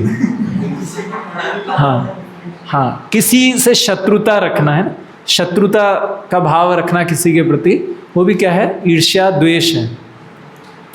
ठीक, तो ये क्या करता है? ये अनर्थ। ईर्ष्या क्या करता है व्यक्ति को? क्या किससे तुलना की जाती है? ईर्ष्या की किससे तुलना की जाती है? हाँ जी, जले हुए कोयला जल रहा है कहीं पे। हाँ, हमारे हृदय में या हमारे हाथ में एक जलते हुए अंगारे हैं, एकदम जलते हुए अंगारे, और क्या इच्छा हो रही है? अभी उसके ऊपर फेंक दूंगा, उसको जला दूंगा। इसको ईर्ष्या कहते हैं। तो ये मूर्खता क्या है इसमें? क्या बेवकूफ़, हमारा हाथ ही जल रहा है। तो ये जो ईर्ष्या, ये सारे जो अनर्थ हैं, जो ये रावण के सरा भी हम गिन रहे थे, ये सब क्या करते हैं, उस व्यक्ति को ही जला रहे होते हैं, उसे वही उसी अग्नि में तप रहा होता है ना। तो और भी बहुत सारे रावण के सर हैं जो हमें जीवन में हमारे साथ भी हमारे हृदय में विराजमान रहते हैं। और इन सब का मूल क्या है, कौन बताएंगे? कहाँ से शुरुआत की थी प्रभु जी ने? काम से नहीं शुरुआत की थी। हाँ, मिथ्या अहंकार। मिथ्या अहंकार की वजह से ये सारे सर प्रकट होते हैं। तो फिर रावण के इन सारे सरों को जब भगवान काट रहे थे तो क्या हुआ, वापस सर उग जाते थे, है ना। तो आप काम पे काम करोगे तो पता लगेगा अरे क्रोध भी है, क्रोध पे वर्क करने लगोगे तो पता लगेगा अरे बहुत सारा ईर्ष्या द्वेष है ना, बहुत सारे और भी अनर्थ हैं हृदय में, और भी बहुत सारी अनवांटेड चीज़ें हैं हृदय में जो कि हमें जला रही। तो इसलिए फिर भगवान को क्या उपाय बताया गया? हरे कृष्ण है अमृत कलश कहाँ था? ठीक है, नाभि में था या हृदय में था, कहीं भी था। तो रावण के हृदय में, मतलब रावण के शरीर कह देते हैं, ठीक। तो रावण के शरीर में क्या था? हरि बोल प्रभु जी, हरे कृष्ण। रावण के हृदय में क्या था? अमृत कलश था। तो फिर अगस्त मुनि आते हैं, या अगस्त मुनि ने पहले भगवान को एक वाण दिया था, है ना, और उस मंत्र दिया था कि जिसके द्वारा उस अमृत को सुखाया जा सकता है। तो भगवान को वो याद दिलाते हैं कि भगवान आपके पास वो बाण है और उस अमृत को आप सुखा दीजिए। तो फिर भगवान उस अमृत को सुखाने के लिए वो तीर छोड़ते हैं और वो रावण के हृदय में जाता है और वो रावण को बेध देता है और रावण के हृदय से अमृत नष्ट हो जाता है और रावण का वध हो जाता है। और सब क्या बोलते हैं? जय श्री राम। तो हमारे लिए भी इन अनर्थों को, इन सारे रावण के अलग अलग सरों को काटने का एक ब्रह्मास्त्र, एक रामबाण है। रामबाण कहते हैं लोग, रामबाण उपाय। वो क्या है?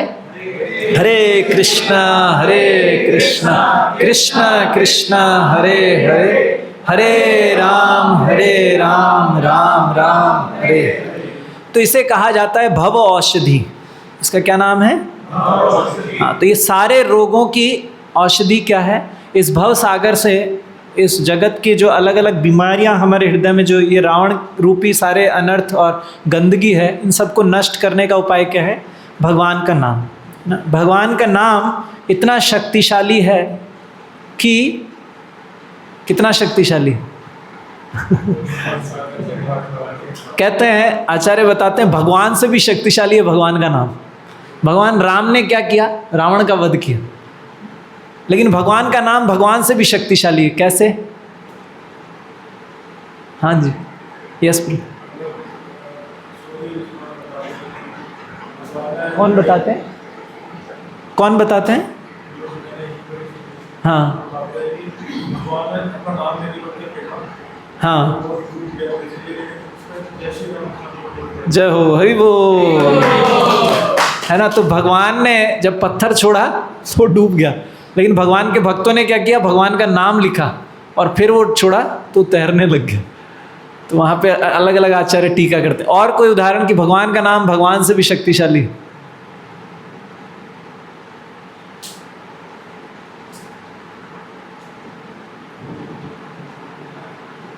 है? तो बताते हैं, आचार्य बताते हैं कि भगवान, है ना, भगवान अभी मंदिर में ऊपर ऑल्टर में है, विग्रह रूप में है ना। तो हमें अगर भगवान से मिलना है तो क्या करना पड़ेगा? हैं? सीढ़ियाँ चढ़नी पड़ेगी, ऊपर जाना पड़ेगा, है ना।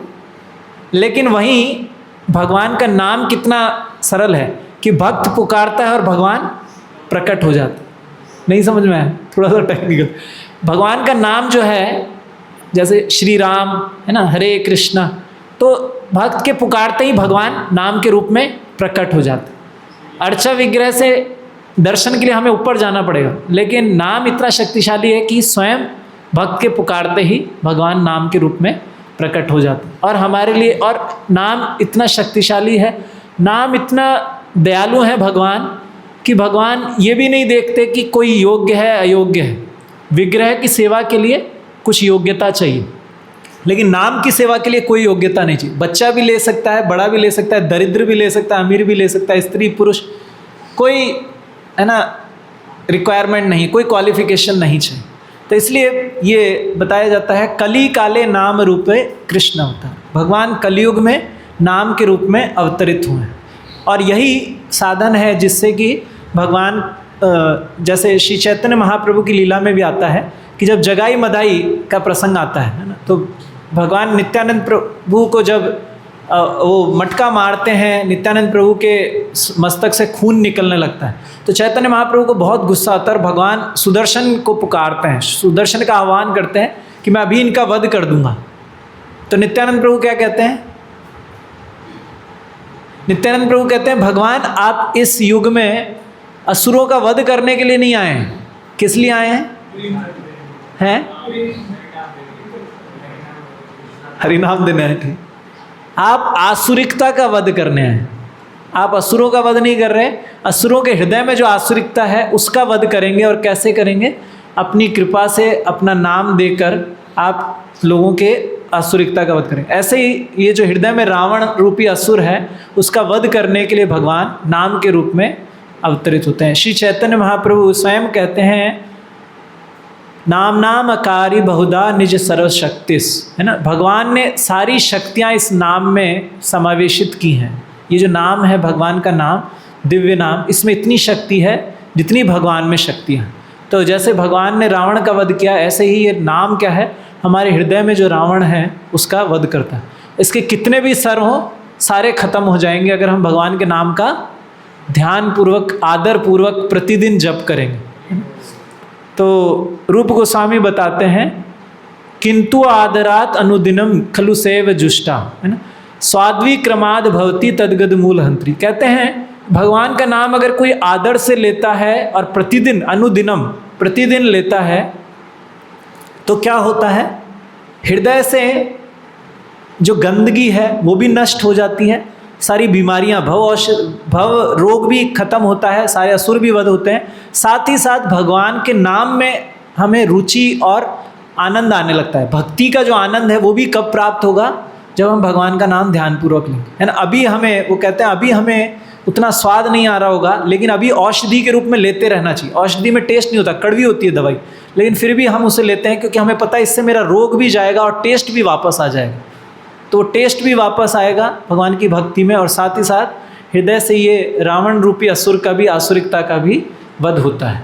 तो इस तरह से हमने रावण के जीवन से या भगवान श्री राम के द्वारा जो विजयोत्सव रावण का वध है, इससे हम क्या शिक्षाएं ले सकती हैं उस पर हमने चर्चा किया। तो एक बार रिवाइज करते हैं। पहला पॉइंट क्या था? रावण हमारे जीवन में क्या क्या सिंबलाइज करता है, क्या क्या सिंबल्स हैं रावण के हमारे जीवन में, वो हमने आज देखे। पहला क्या है? हैं?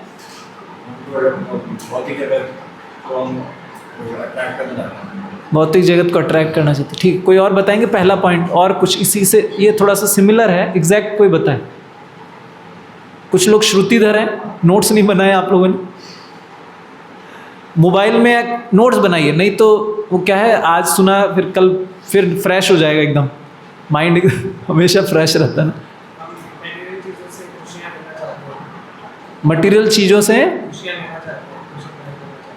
खुशी, हमारी जो डेफिनेशन ऑफ हैप्पीनेस है, परिभाषा, जो खुशी की परिभाषा है वो क्या है कि भौतिक चीज़ों से मुझे खुशी प्राप्त होगी। ठीक है। दूसरा और क्या पॉइंट था? सेकंड पॉइंट क्या है? तो ये रावण की मानसिकता है। दूसरा क्या है? औरों को दुख देना, वो पहले में था कि हैप्पीनेस कैसे होती है, औरों को दुख दे करके रावण को हैप्पीनेस होती थी। हाँ, दूसरा पॉइंट, वो तो चौथा है, वो तो लास्ट है। दूसरा पॉइंट, शम्मी प्रभु सब याद है तो याद नहीं रहता तो नोट्स बनाने चाहिए ना। मैं आप लोगों से इसलिए मैसेज में भी डालता हूँ, नोटबुक लेके आइए, पेन लेके आइए, बहुत ज़रूरी है ये सब ना। हाँ, नेवर सेटिस्फाइड, हमेशा डिससेटिस्फाइड रहना, ये भी रावण का एटीट्यूड है, रावण का कल्चर है। थर्ड क्या था?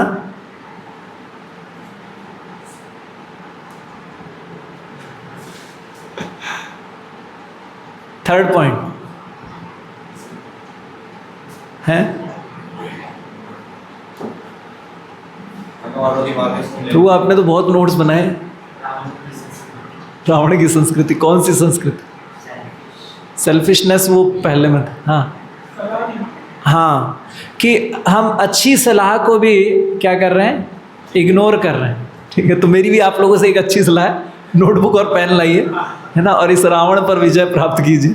ठीक है, और फोर्थ और अच्छे से सिस्टमेटिक नोट्स बनाइए, है ना। फोर्थ पॉइंट क्या है? ये कल्चर है एक्चुअली ना, ये संस्कृति है कि हम इसको अपनाएं, हमें ही लाभ होगा। ठीक है, मैं किसी को पॉइंट आउट नहीं कर रहा हूँ, मेरा पर्पज़ है कि आप लोग रिफॉर्म कर सके अपने आप को। फोर्थ क्या है? मिथ्या अहंकार। तो मिथ्या अहंकार के अलग अलग स्वर प्रकट होते हैं, वो हमने चर्चा की थी। और इन सभी, इस रावण की जो एटीट्यूड है, रावण की मनोवृत्ति है, जो आसुरिकता है, उससे विजय प्राप्त करने का क्या उपाय है? भगवान की भक्ति में लगना, भगवान के नाम की शरण में जाना। तो इस तरह से ठीक है, तो हम यहीं स्टॉप करते हैं। लेकिन कल एकादशी है ना, तो एकादशी के विषय में थोड़ा सा आपको, कौन कौन जानते हैं एकादशी का क्या महत्व है? अरे वाह, सब लोग जानते हैं। ठीक है, तो आप ही से सुनते हैं। हर कोई एक एक पॉइंट बताइए और रिपीट नहीं करना है। एकादशी का क्या सिग्निफिकेंस है भक्तों के जीवन, किस किस को नहीं पता है? ठीक, पुराने लोगों ने हाथ खड़ा किया तो उन्हीं से शुरुआत करेंगे। सौरभ प्रभु आप बताओ, एकादशी का क्या महत्व है? सुन रहे हैं सब लोग? ऐसा संपूर्ण क्लास में बताया था कि जितने भी पाप हैं एकादशी में, उस एकादशी के दिन में भोजन में आ जाते हैं। तो एकादशी मतलब अन्न नहीं खाना है, यही करना है, पाप से बच जाएंगे। पूरा बताओ, पूरा। तो जो अन्न में आ जाते हैं, तो जो भी अन्न उस दिन को ग्रहण करते नहीं, इसके अलावा और क्या है? अन्न के अलावा कुछ बताओ। आप लोग सुन रहे हैं? एकादशी के दिन, एकादशी तिथि पे बताया जाता है पाप कहाँ वास करते हैं? अन्न में। ठीक है, तो फिर क्या करना है? भगवान का नाम जप करना है। और हाँ, तो फिर क्या है? अन्न ना खा करके भक्त लोग क्या करते हैं? व्रत करते हैं, थोड़ा उपवास रखते हैं। तो और इसमें उपवास का अर्थ होता है किसके पास में वास करना। उप मतलब होता है नज़दीक, है ना। किसके पास में वास करना? भगवान के, है ना। भगवान के साथ में ज़्यादा समय, भगवान की सेवा में ज़्यादा समय बिताना। तो अन्न नहीं खाना है और दिन भर सोते नहीं रहना है कि आज तो मैं भूखा हूँ, फास्टिंग हो रही है, चलो सो जाते हैं, ज़्यादा सोना पड़ेगा, आज एनर्जी नहीं है, आज एनर्जी लेवल लो हो गया। नहीं, भक्त लोग यहाँ तक कि जागरण करते हैं, रात्रि में जाग करके भी भगवान का नाम निरंतर, ज़्यादा से ज़्यादा भगवान का कथा श्रवण, नाम लिया जा सके, भगवान का व्रत। क्यों? क्योंकि एकादशी तिथि क्या है? भगवान को प्रिय है। माधव तिथि भी कहा जाता है एकादशी, भगवान को ये प्रिय तिथि है। तो आज के दिन जो भगवान को प्रिय है, उस चीज़ को करना, उस वस्तु को भगवान को अर्पित करना, भगवान को प्रसन्न करने के लिए अच्छा उपाय है ना। जो चीज़ हमें पसंद है वो कोई हमें देगा तो हमें प्रसन्न होंगे, हम जल्दी प्रसन्न होंगे। तो ऐसे ही भगवान को ये प्रिय है, तो इसके दिन हम भगवान को ज़्यादा से ज़्यादा प्रसन्न करने के लिए सेवा करते हैं। और कोई बताएं एकादशी का और क्या महत्व है? हाँ जी। भजन करके हम सारे भगवान की सेवा करके भगवान के प्रिय बन सकते हैं। ये तो हो गया। और कोई पॉइंट? हाँ कृष्ण, क्या वरदान दिया था?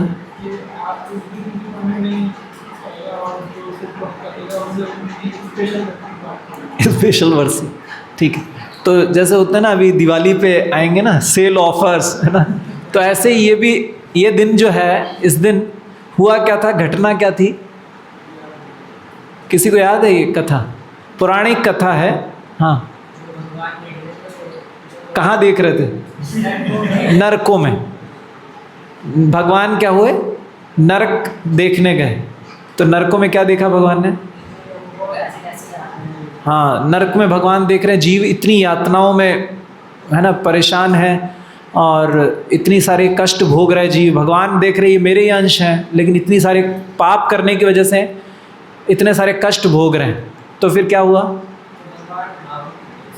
भावुक हो गए। ठीक है, हाँ, तो फिर भगवान की इच्छा से क्या हुआ?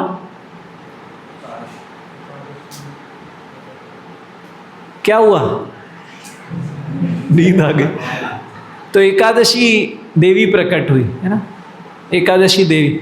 और वो देवी इतनी शक्तिशाली थी कि जो उनको प्रसन्न करता था वो क्या है, सारे पापों से मुक्त हो जाता था, है ना।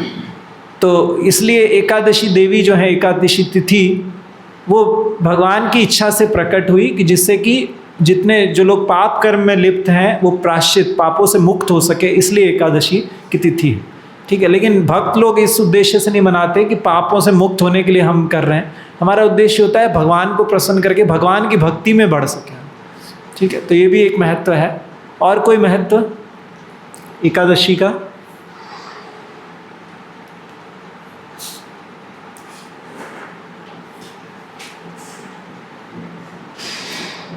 कुछ नहीं पता।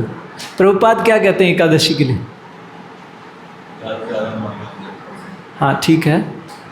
प्रभुपाद कहते हैं कि भक्ति में ज़्यादा तपस्या नहीं है ना। हम क्या है, अपनी जीवा को कहाँ नियंत्रित करते हैं।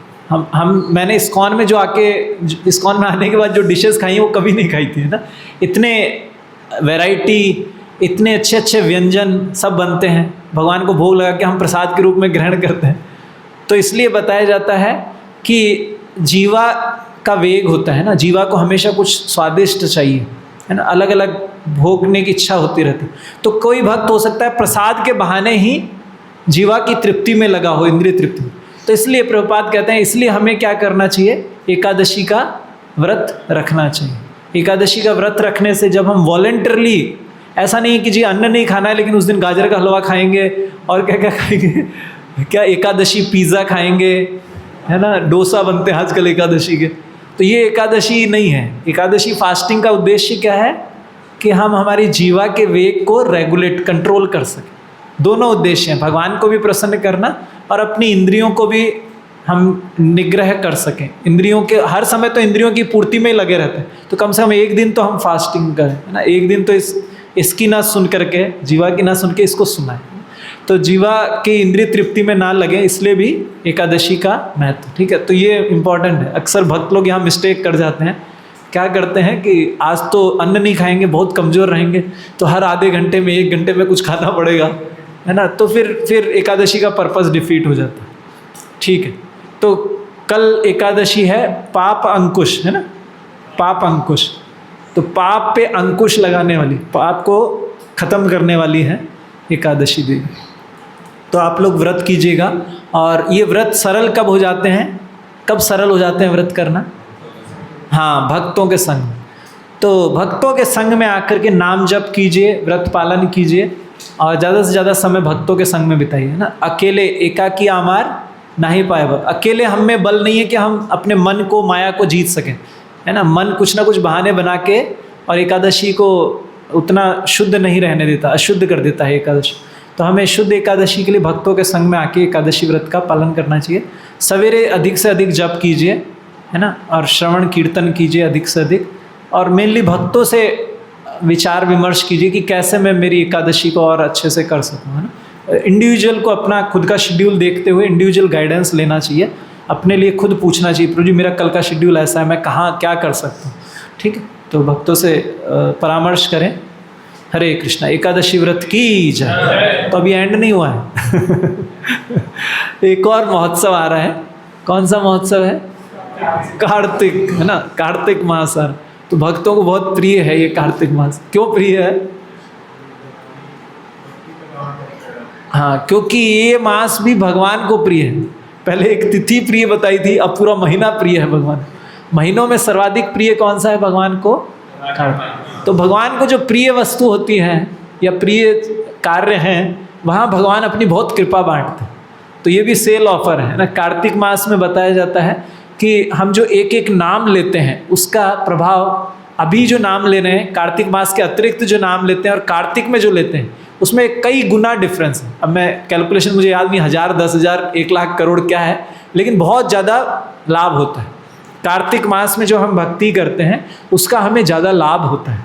क्यों होता है? क्योंकि बताते हैं इस मास की अधिष्ठात्री देवी हैं श्रीमती राधा रानी।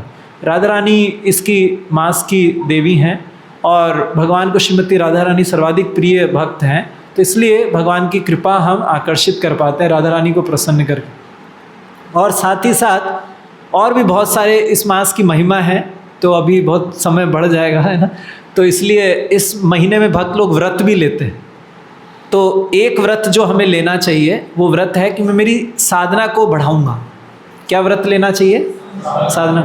अब साधना में कोई हो सकता है 2 माला कर रहे हैं, कोई 10 माला कर रहे हैं, कोई 16 माला कर रहे हैं। 16 माला वाले भी बढ़ाते हैं अपनी माला को, 10 वाले भी बढ़ाते हैं। हर कोई अपने आप को थोड़ा सा पुश करते हैं हमारी साधना को, कि हम पुश करके आगे बढ़ें।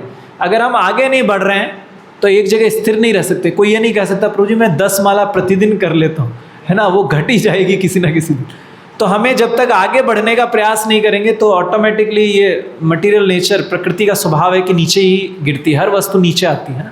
कोई भी वस्तु यहाँ छोड़ दीजिए नीचे ही गिरेगी, है ना, या तो ये खुद ही टेबल ही एक दिन जीर्ण हो जाएगी, लेकिन हर वस्तु नीचे ही आती है, ये स्वभाव है इस जगत का। तो ऐसे हमारी साधना नीचे ना गिरे, इसलिए हम इस महीने में प्रयास करते हैं ज़्यादा से ज़्यादा साधना को बढ़ाने का। तो कई भक्त लोग अपनी रीडिंग बढ़ाते हैं, कुछ लोग अपना जप बढ़ाते हैं, कुछ लोग भजन प्रतिदिन, कई भक्तों को मैंने देखा वो प्रतिदिन एक भजन गाते हैं नया। ऐसे कुछ ना कुछ साधना के अंगों को बढ़ाते हैं। मंदिर आएंगे प्रतिदिन, कुछ ना कुछ व्रत लेते हैं, उसको व्रत कहा जाता है। व्रत का क्या लाभ है? जब हम संकल्प लेते हैं तो संकल्प में शक्ति होती है ना। संकल्प जब आप देखेंगे, जब ब्राह्मण लोग भी कुछ घर में अनुष्ठान कराते हैं, यज्ञ कराते हैं, तो क्या कराते हैं? पहले संकल्प कराते हैं यजमान से। क्यों? क्योंकि संकल्प लेने से मन पर विजय प्राप्त की जा सकती है।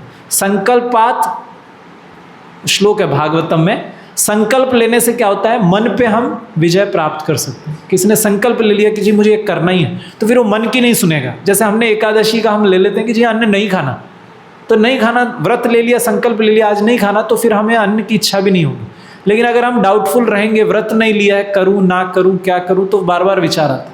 तो जिसने सोच लिया नहीं करना तो फिर नहीं करना है। अक्सर लोग ऐसे ही छोड़ते हैं चीज़ों।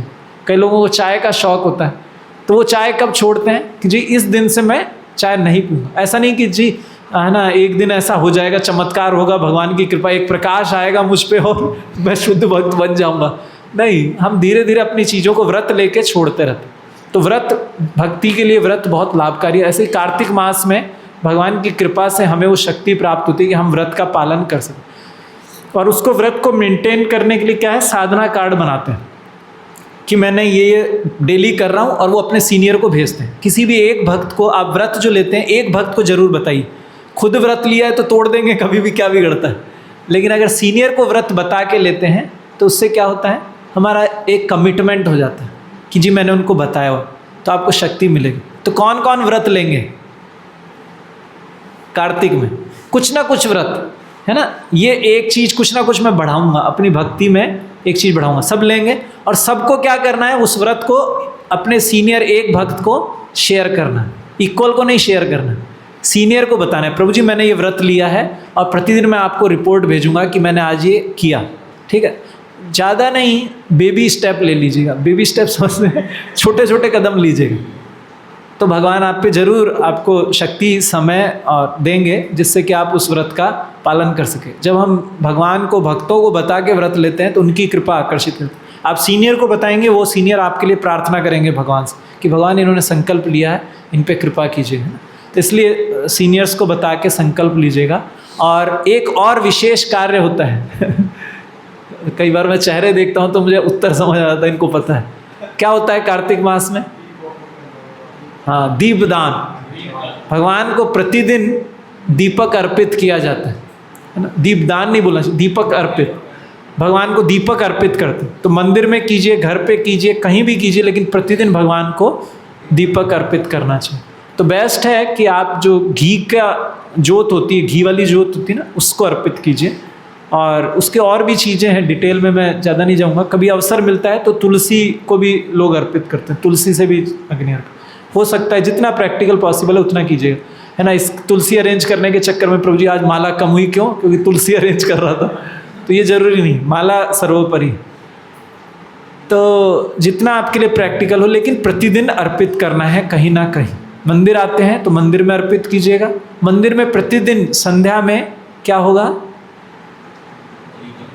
दीपदान होगा। और दामोदर अष्टकम, भगवान, ये इस महीने का एक और नाम है दामोदर मास, क्योंकि इस महीने में भगवान ने एक लीला की थी। क्या लीला थी? आपको नहीं पता दामोदर लीला? तो आप वो लीला को सुनिएगा, है ना, अभी कथाएं होंगी, बहुत सुंदर है। भगवान, माता यशोदा उनके उदर पे रस्सी बांध, तो माता यशोदा के प्रेम से भगवान बंध गए थे। रस्सी से नहीं बंधे थे, कैसे बंधे थे? प्रेम से बंधे थे। प्रेम की रस्सी से भगवान को बांध लिया माता यशोदा। वो बहुत सुंदर लीला है, उसकी कथाएं होंगी आगे, हो सकता है संडे यहाँ पे भी हों, उससे बहुत सारी शिक्षाएं हैं वहाँ पर। तो इसलिए भगवान का एक नाम है दामोदर। भगवान के उदर पे रस्सी बांध दी माता यशोदा ने प्रेम की, तो दामोदर भगवान का नाम पड़ा। इसलिए इस महीने, तो दिवाली वाले दिन ये लीला हुई थी। इस महीने का नाम है दामोदर मास। और भगवान दामोदर के लिए एक सुंदर स्तुति किन्होंने गाई है? सत्यव्रत मुनि ने, है ना। सत्यव्रत मुनि ने एक बहुत सुंदर अष्टकम लिखा है जिसे कहते हैं दामोदर अष्टकम। 8 स्टैंजाज हैं, 8 पद्य हैं, बहुत सुंदर, आप सुनेंगे, मैस्मराइजिंग, है ना, इतना सुंदर होता है वो, इतना मधुर।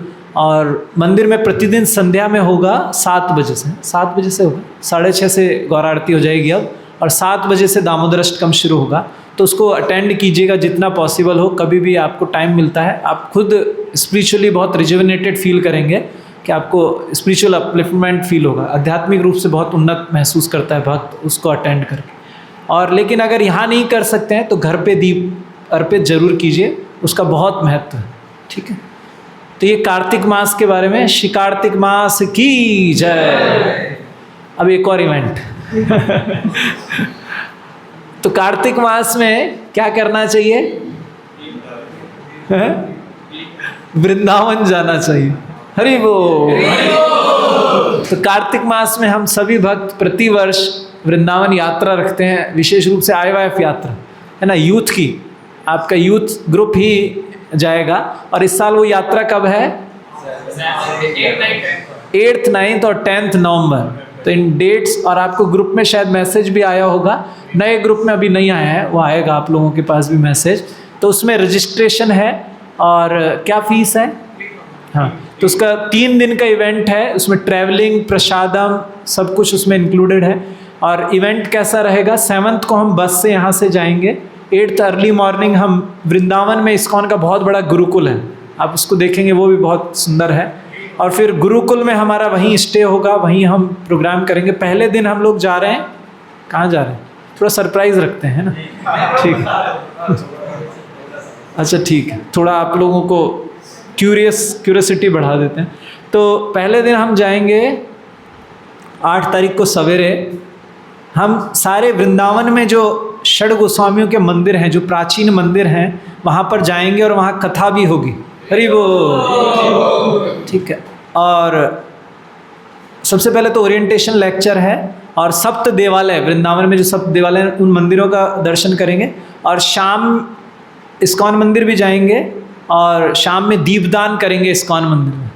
हरि बोल। तो वो भी अद्भुत होता है, क्योंकि वहाँ वृंदावन में बताया जाता है, इस्कॉन मंदिर वृंदावन में 24 घंटे भगवान के नाम का कीर्तन चलता रहता है, 24 घंटे। और जो दामोदर अष्टकम होता है, वो कोई ना कोई बहुत सीनियर, बहुत ही, मतलब वहाँ बहुत, वो उस प्लेटफॉर्म पे किसी को सिंगिंग मिलना बहुत रेयर है कि वहाँ कोई दामोदर अष्टकम गा रहा है, मतलब वो बहुत ही सीनियर भक्त है, तो उन्हीं को दामोदर अष्टकम गाने को मिलता है, दामोदर कीर्तन। तो बहुत ही मैस्मराइजिंग कीर्तन होता है, एकदम आपको लगेगा बस यहीं रह जाऊँ, अब जाना नहीं है कहीं, है ना, ऐसा अद्भुत वो कीर्तन होता है, डांस होता है वहाँ पे। तो वो हम दीपदान वहीं करेंगे इस्कॉन मंदिर में। फिर 9th को हम लोग मधुवन जाएंगे। 12 वन है वृंदावन में, वृंदावन ब्रज में 12 वन है, उनमें से एक है मधुवन, जहाँ पे ध्रुव महाराज ने तपस्या की थी, तो वहाँ पे कथा होगी। और फिर शाम में ड्रामा भी होगा और लेक्चर्स भी हैं। और फिर 10 तारीख को हम करेंगे गोवर्धन परिक्रमा। हरि बोल, ठीक है। तो गिरिराज गोवर्धन की परिक्रमा भी है इस शेड्यूल में। और फिर हम रात को 10 तारीख को रात को हम लोग वापस यहाँ के लिए रवाना होंगे, और 11th मॉर्निंग हम लोग वापस चंडीगढ़ आ जाएंगे, ठीक है। तो ये बहुत ही एक्साइटिंग और बहुत ही अच्छा ट्रिप रहने वाला है। भक्तों के संग में धाम में, विशेषकर वृंदावन में और गोवर्धन में, कार्तिक मास में सब बहुत रेयर है। ये सारी चीज़ें, ये जो कॉम्बिनेशन है ये बहुत ही रेयर कॉम्बिनेशन। भक्तों के संग में कार्तिक मास में वृंदावन जाना, गोवर्धन परिक्रमा करना, एक जीव के लिए इससे बड़ा आशीर्वाद और कुछ नहीं हो सकता, है ना। इससे बड़ी कृपा और कुछ नहीं। ठीक है, तो इसका जरूर लाभ उठाइएगा, रजिस्टर कीजिएगा। और रजिस्ट्रेशन के लिए अगर किसी को फाइनेंशियल कुछ दिक्कत है तो पर्सनली अपने जो भी आपके क्लास के मेंटर्स हैं उनसे बात कीजिएगा। तो फाइनेंशियली अगर कोई दिक्कत है कुछ पेमेंट करने में तो वो कुछ आपको सजेशंस दे देगी। ठीक है, हरे कृष्ण। और कुछ रह गया? प्रसाद रह गया। अरे वो ठीक है। श्री कार्तिक मास की जय, श्री एकादशी व्रत की जय, श्री रामचंद्र विजयोत्सव की जय, श्री कार्तिक मास IYF यात्रा महामहोत्सव की जय, जगत गुरु श्रील प्रभुपाद की जय। हरि बोल।